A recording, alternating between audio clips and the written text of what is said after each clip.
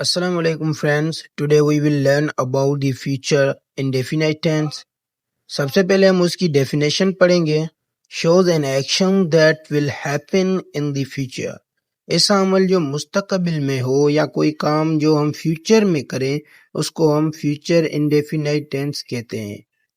Example है I will go to school tomorrow. मैं कल स्कूल जाऊंगा. She will help you. वो तुम्हारी मदद करेगी. They will play cricket in the evening. वो शाम को क्रिकेट खेलेंगे. ये हमारे काम है जो हम फ्यूचर में करेंगे.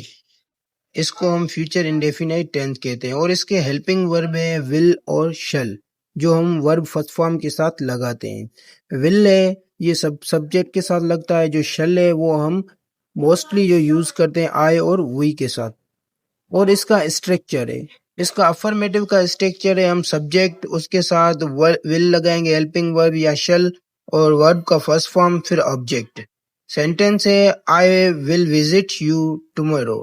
मैं कल तुमसे मिलने आऊंगा. और नेगेटिव का स्ट्रक्चर है हमारा तो हम सबसे पहले सब्जेक्ट रखेंगे उसके बाद हम विल नॉट या शल नॉट रखेंगे उसके बाद वर्ब का फर्स्ट फॉर्म और ऑब्जेक्ट.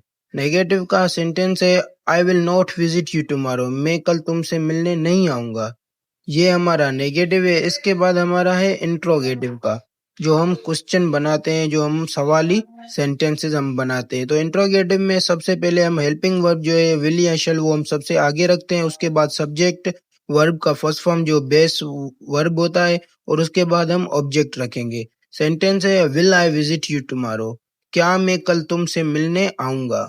तो ये हम इस तरह से हम सब्जेक्ट के आगे हम हेल्पिंग वर्ब लगा के हम अपना क्वेश्चन बनाते हैं इंट्रोगेटिव सेंटेंसेस बनाते हैं. उम्मीद करता हूँ ये वीडियो आपको अच्छी लगी होगी और सिंपल डेफिनेशन के साथ स्ट्रक्चर्स और ये जो सेंटेंस के क्वेश्चन बनाते हैं वो आपको समझ में आ गया होगा. Do you have any question? Please share your thoughts in the comments. Thanks for watching. Don't forget to like and share the video.